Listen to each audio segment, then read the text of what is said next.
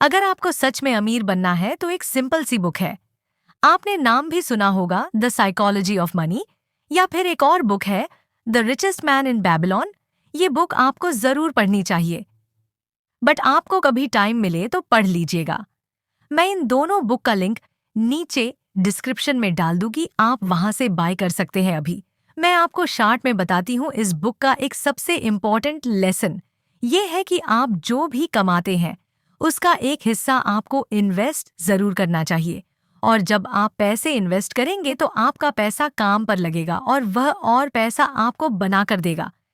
ये सिंपल सा एक मूल मंत्र उस बुक के अंदर है।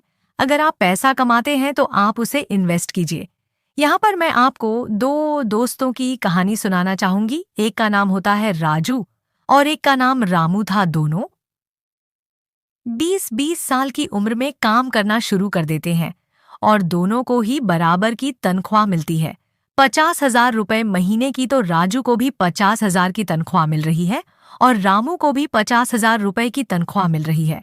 अभी 20 साल के बच्चों के लिए 50,000 रुपए बहुत होते हैं, क्योंकि अभी शादी नहीं हुई, कोई रेस्पॉन्सिबिलिटीज नहीं है। तो राजू को लगता है भैया 50,000 रुपए है, इसमें तो मैं मौज कर सकता हूँ, मैं अपने दोस्तों को पार्टी दे सकता हूँ, शाम को क्लब में भी जा सकता हूँ।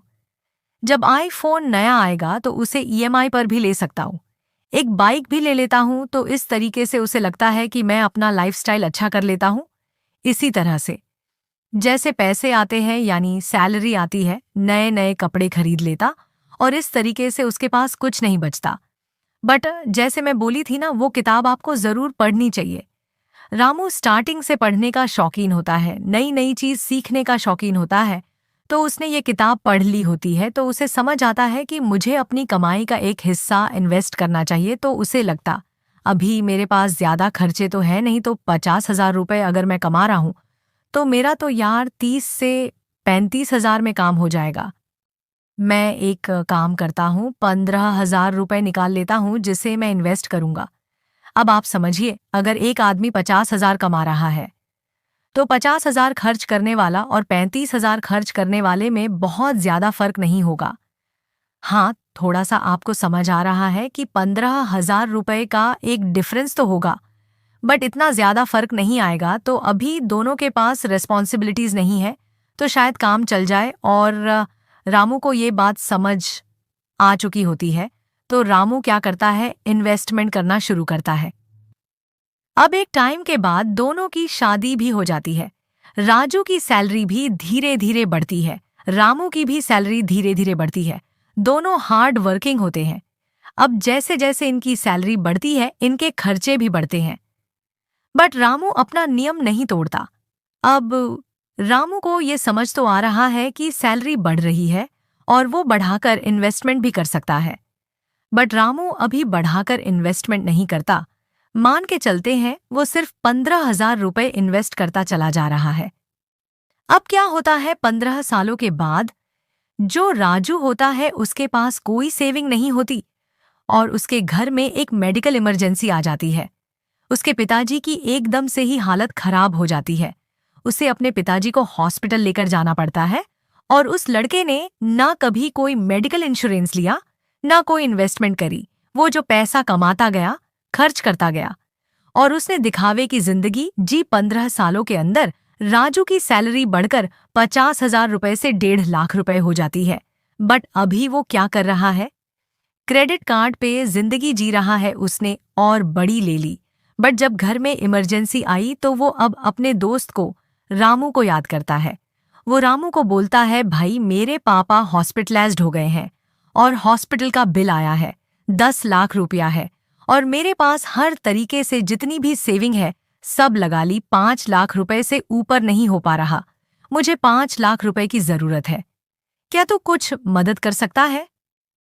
अब रामू ने इतने टाइम में क्या किया, ये मैं आपको यहाँ पर समझती हूँ। रामू 15,000 रुपए हर महीने इन्वेस्ट कर रहा था।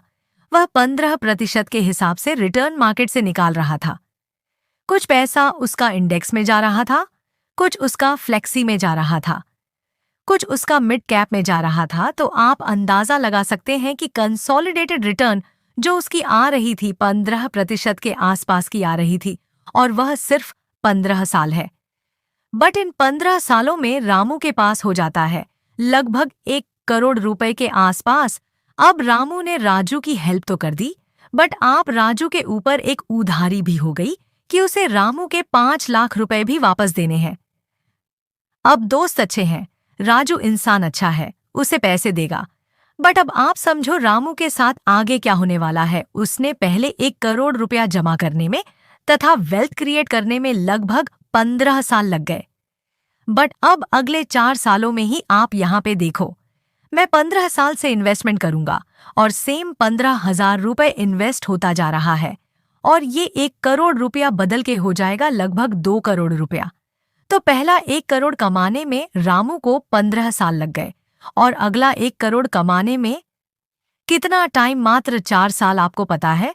उसके बाद जो तीसरा 1 करोड़ है रामू को कमाने में 4 साल भी नहीं लगेंगे, उसका 3 साल से कम में काम हो जाएगा। अगर वहीं मैं 15 साल के जगह 30 साल कर देता हूं तो टोटल अमाउंट जो बनेगा वो होगा लगभग 10 करोड़ 51 लाख रुपए होंगे और आपका जो टोटल इन्वेस्टमेंट होगा वो होगा 54 लाख रुपए।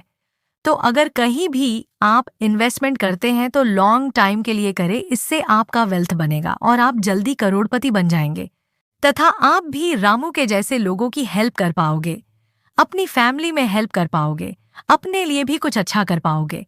बट स्टार्टिंग में वो एक्स्ट्रा पैसा इन्वेस्ट करने के लिए निकालना बड़ा भारी पड़ता है। बट जैसे मैं बोली the richest man in Babylon, इस बुक को या फिर द साइकोलॉजी ऑफ मनी को पढ़ सकते। बुक का लिंक नीचे डिस्क्रिप्शन में है। धन्यवाद। मिलते हैं अपने अगले वीडियो में। अगर आपको वीडियो अच्छा लगा हो तो चैनल को सब्सक्राइब कर बेल आइकन जरूर दबा दीजिए।